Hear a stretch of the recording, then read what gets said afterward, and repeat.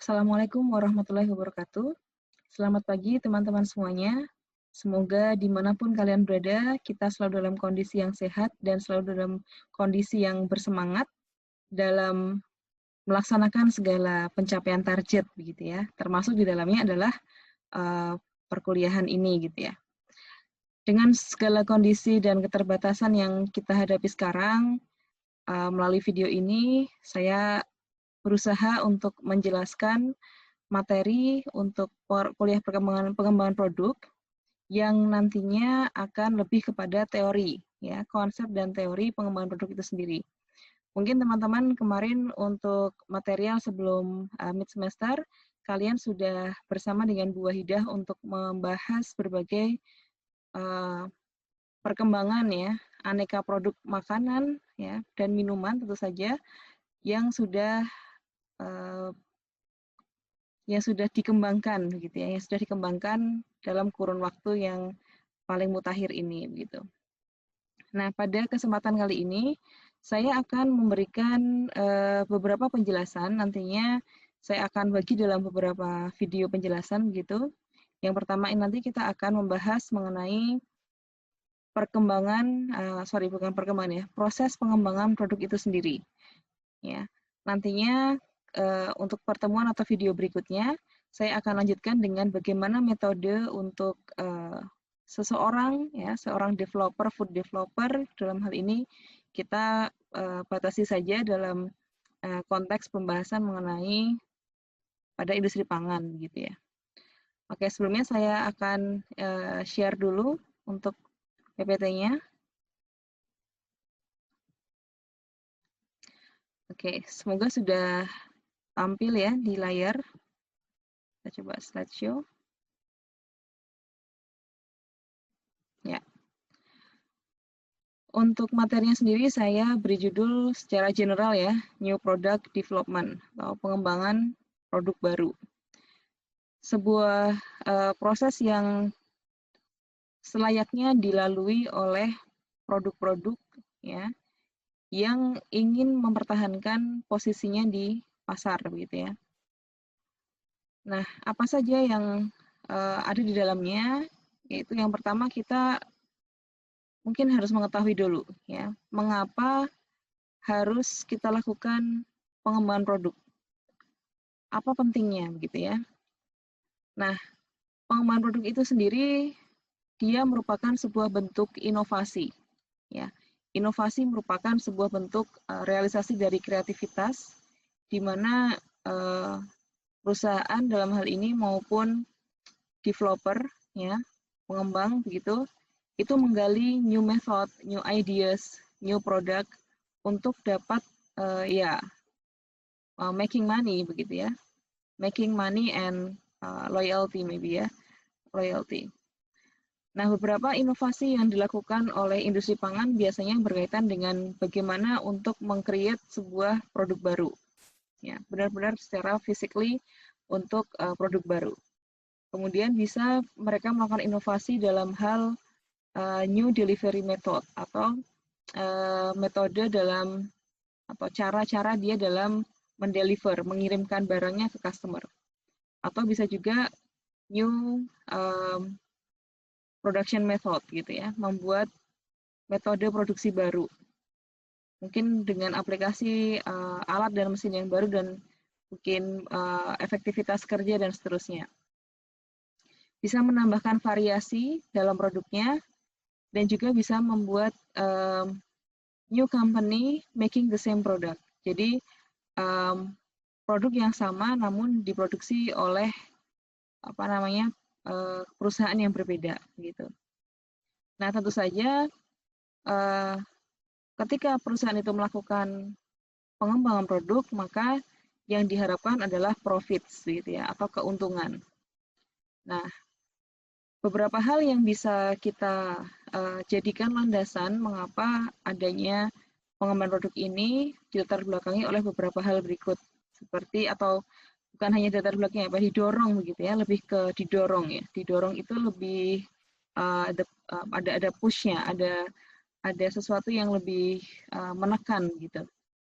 Nah, apa saja yang menjadi latar belakang dari pengembangan produk itu sendiri? Yang pertama yaitu tentu saja adanya perkembangan teknologi. Nah, sebagai contoh di sini kehadiran microwave gitu ya. Kehadiran microwave itu bisa mengubah hampir seluruh style ya, seluruh gaya hidup manusia masa kini ya. Mungkin kita kalau dulu ingin makan popcorn begitu ya. Makan popcorn ya berarti kita datang ke gerobak begitu, orang yang menjual popcorn, kita makan gitu. Namun ketika kita sewaktu-waktu ingin dan apa namanya tidak tersedia ya kita tidak bisa begitu ya, tidak bisa memakannya. Nah kemudian datanglah inovasi yang berupa microwave ini. Adanya microwave itu memunculkan ya, mendorong perusahaan atau developer gitu ya untuk mengembangkan bagaimana sebenarnya popcorn ini dapat dibuat secara instan oleh siapapun. Ya, tinggal dimasukin ke microwave itu jadilah popcorn. Nah, maka muncullah sebuah produk baru yaitu popcorn instan. Seperti itu, yang dapat dimasak dengan microwave. Contoh yang lain seperti adanya teknologi baru berupa bread maker atau bread cooker gitu ya. Prinsip kerjanya memang sangat mudah gitu. Kita tinggal masukin bahan bakunya, masukkan ke dalam bread maker tersebut, lalu disetting suhu dan waktunya, jadilah roti yang kita inginkan. Nah, adanya bread maker itu mendorong perusahaan ya atau peneliti begitu atau R&D lah dalam hal ini secara khususnya yaitu research and development dari sebuah perusahaan itu membuat tepung ya yang khusus untuk bread machine gitu. Jadi itu merupakan tepung yang sudah di premix. Tepung premix itu adalah tepung yang sudah ditambahkan berbagai campuran lain ya, tidak hanya tepung saja tapi juga ditambahkan komponen lain yang sehingga orang ketika mengkonsumsi tepung premix tersebut itu seperti halnya sudah mencakup komponen atau komposisi ataupun resep ya yang sesuai dengan roti yang diinginkan. Jadi tinggal dimasukin ke bread maker jadilah roti yang seperti dijual oleh bakery gitu. Nah, kemudian perkembangan teknologi itu sendiri tidak hanya mendorong secara fisik produk yang dimakan gitu ya, produk yang eatable, tapi juga mendorong perusahaan atau orang lain untuk menginovasi kemasan ya, kemasan produk. Nah, seperti contoh adanya pengenalan teknologi berupa espresso maker gitu ya, atau coffee maker secara umum ya, coffee maker itu mendorong manusia untuk dapat membuat kopinya sendiri tanpa harus mempunyai roaster atau mungkin tahapan lain yang mengharuskan orang itu ribet. Nah, adanya coffee maker ini membuat orang-orang itu dapat menjual kopi, ya, menjual kopinya sendiri dengan cepat begitu. Nah, maka untuk menjual kopi tersebut itu kan dibutuhkan kemasan. Ya, maka dari itu salah satu imbasnya yaitu dalam hal industri kemasan. Ya. Industri kemasan, kemasan kopi ya, coffee cup gitu. Maka muncullah adanya coffee cup yang sebelumnya orang kalau minum kopi ya pakai cangkir gitu ya, cangkir kaca begitu. Dan duduk di kafe ataupun di restoran begitu. Tapi sekarang karena adanya teknologi tersebut, orang bisa minum dengan sambil berjalan, ya, ataupun sambil berdiri begitu dengan kemasan yang lebih simple, ya. Nah, selanjutnya latar belakang yang selanjutnya yaitu company needs money. Jelas ya, company atau perusahaan itu membutuhkan uang untuk mempertahankan eksistensinya. Nah, maka dari itu dia untuk dapat mempertahankan keuntungan, maka dia harus menciptakan sebuah produk yang sukses di pasaran, ya, yang membuatnya established, membuatnya eksis, gitu. Maka company atau perusahaan itu dapat melakukan inovasi yang berupa yang pertama bisa membuat innovative products atau produk-produk yang inovatif, produk yang belum pernah ada sebelumnya.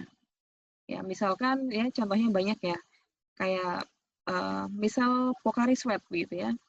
Pocari Sweat itu kan sebelumnya teman-teman sudah pernah ke sana kan ya. Sebelumnya merupakan air infus gitu kan. Air yang untuk nutrisi lebih kepada cairan tubuh gitu. Maka karena memang sebelumnya belum ada begitu ya, sebelumnya belum ada produk yang serupa, maka si Pocari Sweat itu dia mendobrak pasar dengan minuman yang benar-benar baru, tidak hanya sekedar menghalau rasa haus, tapi juga ada nutrisi di situ, yaitu pengganti cairan tubuh. Nah, itu completely new. Kemudian perusahaan juga dapat memberikan inovasi berupa line enhancement. Ya, kalau teman-teman pernah ke pabrikan di bagian produksi itu ada lini-lini produksi kan, ada lini-lini produksi yang setiap lininya itu mempunyai tugas masing-masing ya. Ada yang bertugas untuk membuat biskuit bentuk A atau biskuit rasa A, B, dan C, dan seterusnya. Maka penambahan lini itu bisa digunakan sebagai penambahan sebagai bentuk dari inovasi, yaitu misalkan adanya produk baru dengan rasa yang baru, atau produk baru dengan kandungan nutrisi yang baru juga. Nah, itu kan dibutuhkan lini baru, gitu. Itu namanya line enhancement. Atau juga yang ketiga, perusahaan bisa melakukan copycat. Nah, memang brand dan trademark itu merupakan sebuah hak cipta, ya. Namun, as long as teknologi itu dapat di-copy, begitu ya, dapat diduplikasi, itu ya tidak ada yang bisa melarang, begitu. Seperti contohnya di sini Citato, ya, atau keripik kentang, begitu. Keripik kentang mungkin sudah banyak yang membuat, tapi brand Citato, kemudian ada juga Lay's, ada juga mungkin Potabi dan seterusnya. Itu kan dia mempunyai same product gitu ya, same product. Dia mungkin siapa mungkin yang duluan yang pertama mungkin Lay's ya. Saya belum dapat datanya sih. Cuman yang lebih tua sebenarnya Lay's karena dia emang produk global gitu. Misalkan Lay's dilihat oleh Frito-Lay sebagai apa namanya produk yang sukses ya, produk yang sukses dalam menjual keripik kentang. Maka Citato muncul ya sebagai pesaing gitu ya. Kemudian kesini ada produk-produk baru yang lain juga yang menjual keripik kentang ya seperti misal Potabi atau satunya Japota atau dan lain sebagainya. Nah, gitu ya. Nah, kemudian latar belakang yang ketiga, kenapa harus ada product development, ya, new product development, yaitu meningkatkan brand loyalty atau kesetiaan customer, ya. Nah, tentu saja kesetiaan itu harus dijaga dengan cara menghalau rasa bosan dari customer. Maka seperti yang dilakukan oleh Indofood, ya, melalui Indomie, itu dia memberikan berbagai macam inovasi produk dengan flavoring ya, dengan new flavoring. Memberikan opsi-opsi flavor yang baru setiap tahunnya, setiap waktu. Bahkan variasi dalam bentuk sizing ya. Sizing atau portion. Maka muncullah Indomie goreng jumbo. Ya, ini favorit saya ini ya, Indomie goreng jumbo. Kalau makan Indomie 2 itu rasanya bersalah, kalau 1 itu kurang, ya. Ya sudah kita makan Indomie jumbo aja dalam satu kemasan, ibarat kata kita makan 1 tapi rasanya 2. Cheating ya. Nah, tapi kemudian Indofood itu memberikan atau menangkap kebutuhan pasar yang lain yang lebih ke anak-anak muda begitu. Anak-anak muda itu kan lebih ke aktif, dynamic gitu. Kemudian sering traveling begitu, maka muncullah PopMie. Ya, PopMie itu kan juga produknya Indofood. Nah, usaha yang dilakukan oleh Indomie ini Indofood ini merupakan sebuah bentuk dari meningkatkan brand loyalty. Jadi tidak gampang kabur begitu ya customer-nya. Bahkan kalau makan Indomie itu sebuah bentuk pleasure atau kesenangan gitu yang ditunggu-tunggu. Nah, itu ya brand loyalty. Kemudian background yang selanjutnya, latar belakang selanjutnya adanya product development, yaitu produk dengan tujuan khusus. Nah, produk-produk ini diciptakan karena memang punya special purpose gitu ya, special purpose. Misalkan di sini ya, ini saya ambil satu produk dua produk lokal ya, dua produk lokal. Yang pertama yaitu bumbu instan ya, bumbu racik yang dengan merek BMN. Ini lokal Jawa sih ya, ini lokal Jawa. Saya belum mendapatkan data apakah ini dijual di luar Jawa juga atau tidak. Yang jelas bumbu ini itu memberikan opsi banyak bumbu racik yang dapat dipilih oleh customer seperti bumbu opor, bumbu rica-rica, bumbu ungkep, kare, rawon, dan seterusnya. Nah, itu merupakan sebuah produk dengan tujuan khusus ya untuk orang-orang yang mungkin tidak tahu bumbu yang pertama, atau mungkin yang kedua ya jelas tidak mau ribet ya. Seperti saya itu pasti menggunakan bumbu instan kalau niat masak ya. Dan teman-teman bisa coba juga mungkin beli di pasar, masak sendiri ya. Kalau nggak tahu bumbunya yang lengkap seperti apa ya, tinggal beli bumbu instan. Kemudian yang kedua ada produk dengan tujuan khusus selanjutnya seperti orang untuk kepentingan camping misalkan ya, camping atau mungkin traveling dalam yang jelas tidak di dalam kondisi di dalam rumah dalam waktu yang lama, maka dia membutuhkan produk yang mudah dibawa, yang ready to consume dan yang mudah untuk ya easy to consume juga sih ya, mudah untuk dikonsumsi. Nah, kemudian BUMN kita ya melalui brand beras kita di Bulog itu ya, itu memberikan opsi baru. Mungkin teman-teman apakah sudah pernah melihat ini atau belum? Coba nanti ya lihat di pasar atau di mana. Adanya beras renceng atau beras sakset ya. Beras sakset ini biasanya memang menyasar untuk masyarakat dengan kelas ekonomi bawah ataupun orang-orang dengan tadi movement yang tinggi seperti yang traveling atau mungkin camping begitu.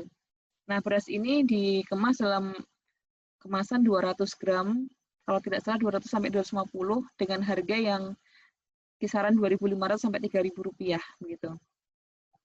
Sehingga kalau orang itu penghasilannya harian begitu ya dan tidak tetap, minimal dia bisa memberi beras ini dengan mencicil. Satu hari itu dia bisa makan nasi begitu ya. Tidak harus beli berkilo-kilo beras gitu. Nah, kemudian bisa juga ini special purpose yang lain seperti hot can gitu ya. Jadi ini ada sebuah produk inovatif di mana produk ini bisa memanaskan dirinya sendiri. Ya, seperti dulu kalau tidak salah saya pernah jelaskan untuk produk yang dengan tujuan dikonsumsi pada saat bencana ya. Nah, ini juga salah satu bentuknya juga ini ya, hot can, self-heating soup dan self-heating beverage. Ya. Nah, ini ya special purpose ya untuk orang-orang yang mungkin tadi berpergian atau di tempat yang pelosok atau di tempat yang remote area gitu yang tidak memungkinkan dirinya untuk memasak begitu. Nah, kemudian bagaimana sih sebenarnya proses pengembangan produk baru itu?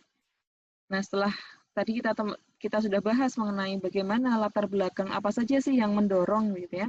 Apa saja sih yang mendorong produk baru itu muncul? Nah, kita sekarang akan bahas bagaimana prosesnya.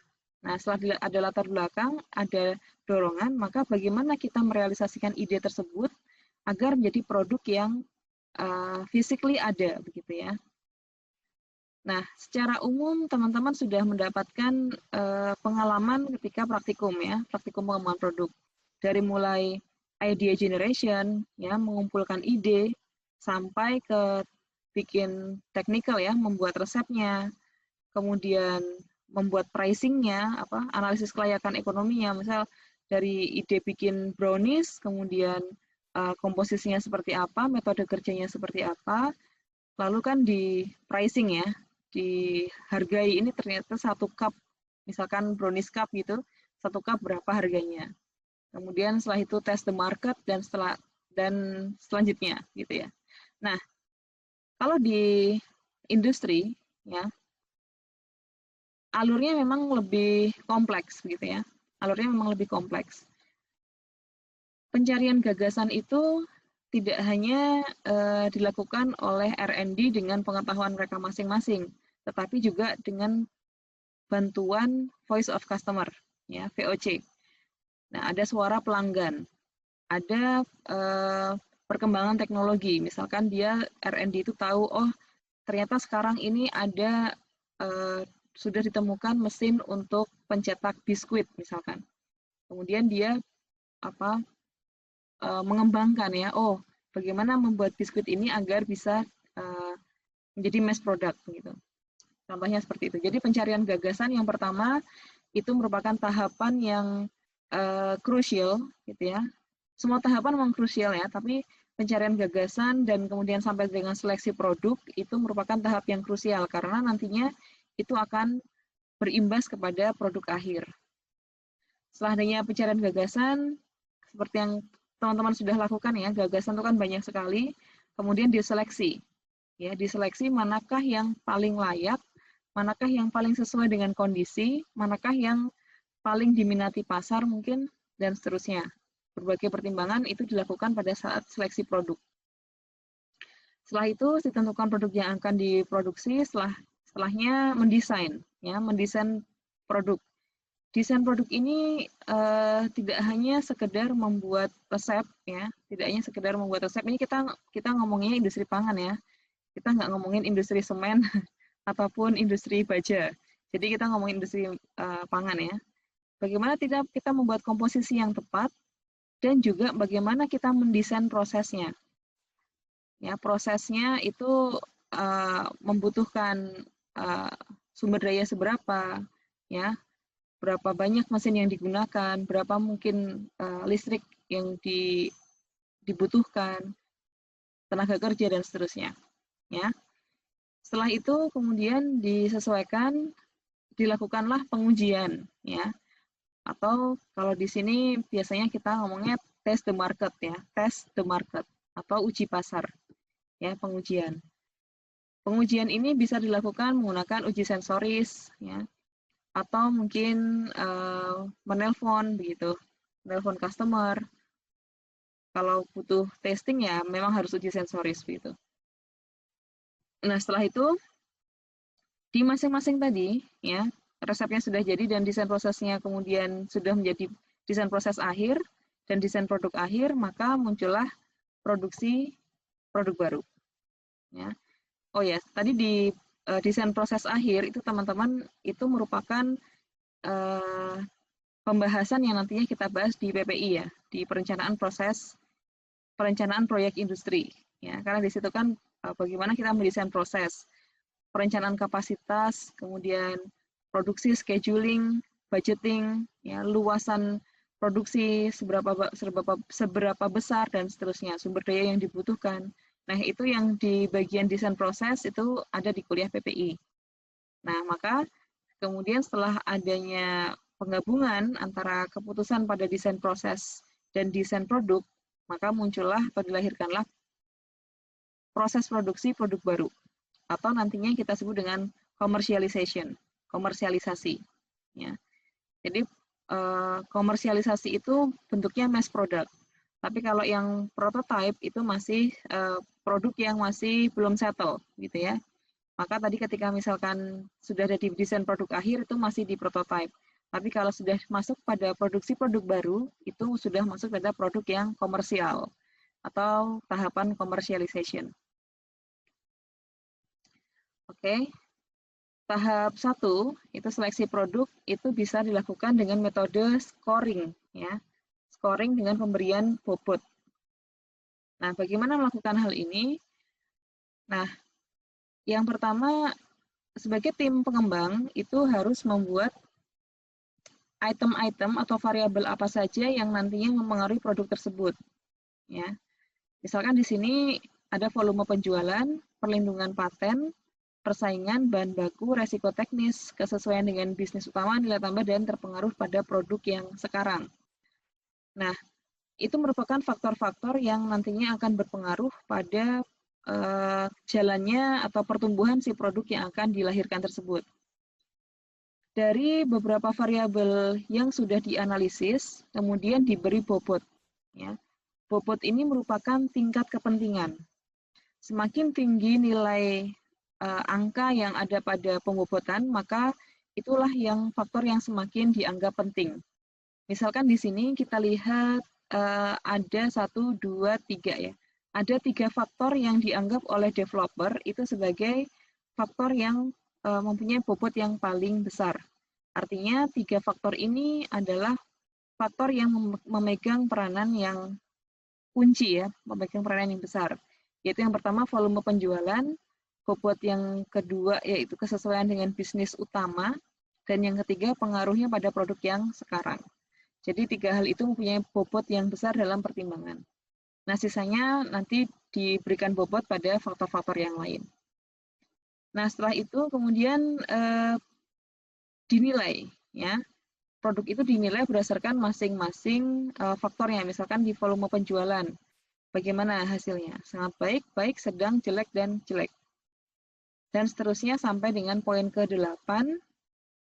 Kemudian nilainya, nilai pada masing-masing variabel tersebut dikalikan antara bobot dan skor. Ya. Ingat ya, jadi skor itu nanti yang akan dinilai dan bobot itu yang sudah ditentukan sebelumnya. Jadi tinggal sebagai faktor pengali aja gitu ya bobot ya. Jadi tinggal dikalikan kemudian di skor. Nah, nanti akan muncul nilai atau nilai angka misalkan di sini 27, nanti apakah sudah sesuai dengan keinginan atau persyaratan dari perusahaan yang membuat produk tersebut. Kemudian yang kedua yaitu desain produk pendahuluan. Ya, tadi seperti apa ya, semacam percobaan begitu ya. Kita harus perlu mengetahui ciri-ciri produk yang terpilih. Misalnya sebagai contoh pada industri permen untuk anak-anak. Nah, itu harus ditentukan bagaimana komposisinya, bagaimana kenampakannya, ukurannya, bagaimana penyimpanan produknya, bagaimana mengemasnya, seberapa lamakah umur simpannya, dan seterusnya. Nah, itu kemudian dilakukan uji coba pada skala lab. Nah, kemudian setelah percobaan tersebut, biasanya perusahaan nanti ada mengalami trade-off. Ya. Trade-off itu ada perbedaan ya antara kondisi yang saling berlawanan, antara biaya, kualitas, dan nilai produk akhir ya, yang siap diproduksi. Maka tugas dari pengambil kebijakan adalah bagaimana menemukan trade-off tersebut, titik tengah antara trade-off tersebut, agar biaya, kualitas, dan nilai dari produk itu sendiri dapat terfasilitasi atau bertemu pada satu titik yang sama-sama seimbang gitu. Yang ketiga, test the market, bukan tes ya, test the market atau uji pasar. Ya, kegiatan ini biasanya bisa dilakukan oleh panelis yang tidak terlatih, dalam hal ini ya customer secara umum ataupun panelis terlatih ya. Panelis terlatih ini biasanya dia mempunyai sertifikasi ya, misalkan kopi, teh, ya, kakao begitu, itu dia biasanya mempunyai expertise ya, orang yang mempunyai keahlian dalam hal sensorinya, gitu. Nah, dalam hal ini prototipe produk baru dilempar ke sekelompok konsumen untuk dicoba, dan dari uji ini diketahui pendapat dari produk tersebut, pendapat customer. Nah, dalam hal industri pangan, secara teknis, ya, uji secara teknis itu mencakup bagaimana proses pengolahan itu mempunyai alat dan proses yang standar dan baku. apakah pemilihan alat tersebut mudah atau tidak. Ya, atau apakah termasuk di dalamnya alat-alat tersebut sesuai dengan kemampuan perusahaan itu untuk beroperasi atau tidak. Kemampuan dalam hal ini ya bisa berkaitan dengan biaya dan bisa berkaitan dengan sumber daya, misalkan listrik atau bahan bakar yang lain. Kemudian desain akhir. Ya, desain akhir ini merupakan desain final yang merupakan hasil evaluasi, revisi dan seterusnya dari prototipe yang sudah dibuat begitu. Nah, misalkan di sini adalah pembuatan permen yang bernilai gizi untuk anak-anak. Hasil prototipe menunjukkan rasa tidak disukai oleh anak-anak karena rasanya kurang manis.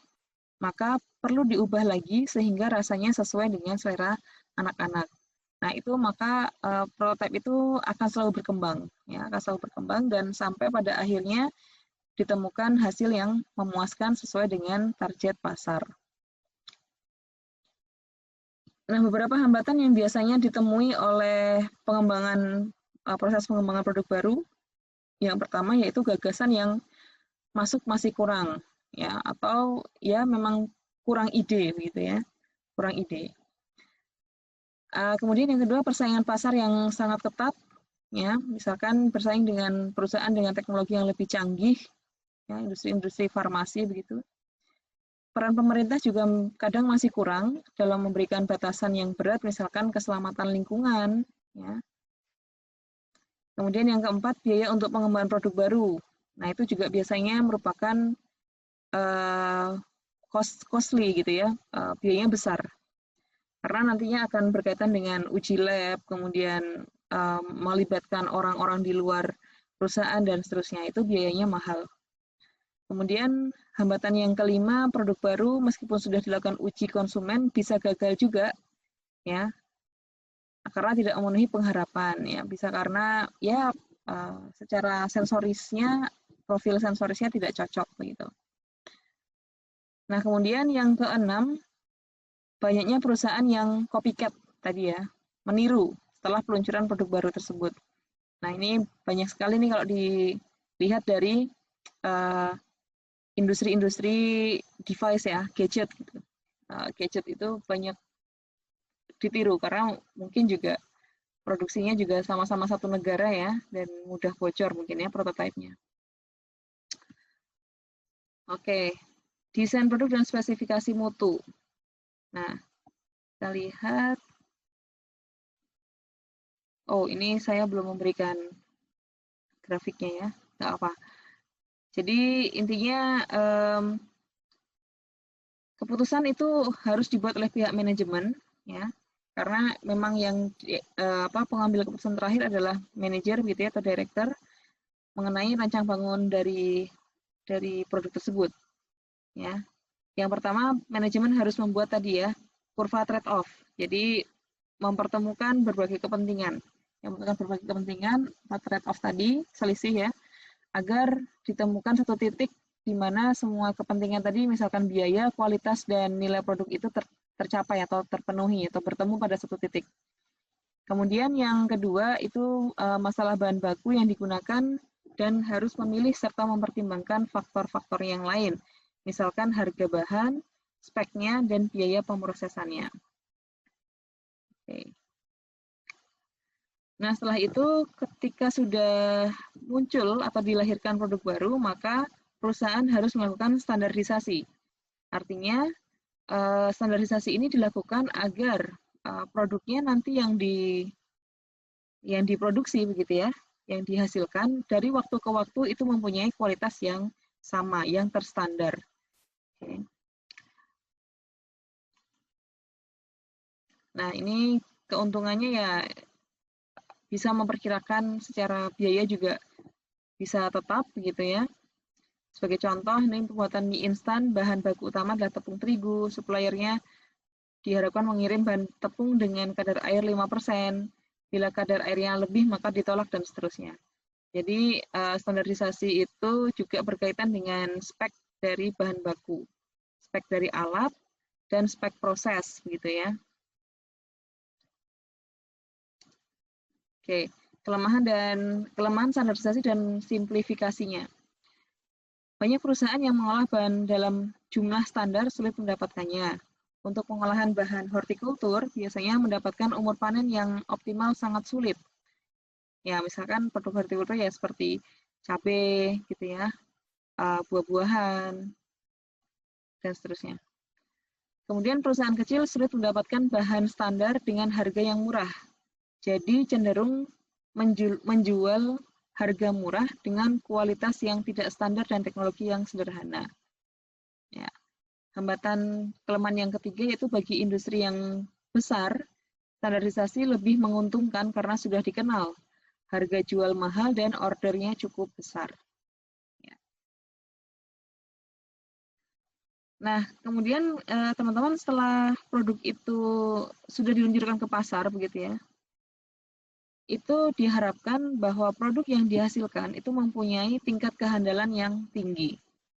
Khususnya untuk produk-produk yang misalkan non-pangan, kita ngomongin misalkan industri non-pangan begitu, yang mengharuskan barang yang dikonsumsi oleh customer itu mempunyai umur kegunaan yang lama atau durabilitasnya lama. Artinya di sini kehandalan dari produk itu harus dipertimbangkan. Ya, kalau dalam hal bidang kita pangan, gitu ya, kehandalan ini salah satunya bisa dilihat dari daya simpan, ya, daya simpan atau juga tingkat kejenuhan pasar. Oke, maka penelitian-penelitian mengenai bagaimana memperpanjang umur simpan itu banyak dilakukan. Karena ya memang semakin lama produk itu disimpan ya semakin kemungkinan untuk terjualnya semakin besar, ya. Kecuali ya tadi tuh, misalkan mudah rusak itu ya jelas dia akan mudah busuk dan tidak bisa terjual gitu ya. Oke. Bagaimana contohnya ini seperti contoh ya, misalkan bagaimana membuat minyak goreng yang tidak tengik sampai 12 bulan dan tetap bagus karena proses yang digunakan sudah baku atau dapat diandalkan. Atau juga termasuk dalamnya adalah membuat kemasan yang easy to deliver dan bisa memberikan umur simpan yang lama. Oke, selanjutnya kehandalan itu biasa kita sebut juga dengan robust design gitu. Robust design ada beberapa macam aspek yang perlu kita tinjau. Yang pertama yaitu ada keandalan dari suatu proses berkaitan dengan umur kehidupan produk. Ya, ada beberapa macam aspek yang perlu ditinjau dalam aspek keandalan ini. Yang pertama yaitu proses berkaitan dengan umur kehidupan produk, penggunaannya apakah dapat digunakan di atas batas normal atau tidak, dan juga berkaitan dengan komponen produk yang secara keseluruhan. Nah, sampai di sini dulu untuk video kali ini. Nanti kita akan lanjut pada materi yang selanjutnya. Terima kasih, selamat belajar. Assalamualaikum warahmatullahi wabarakatuh.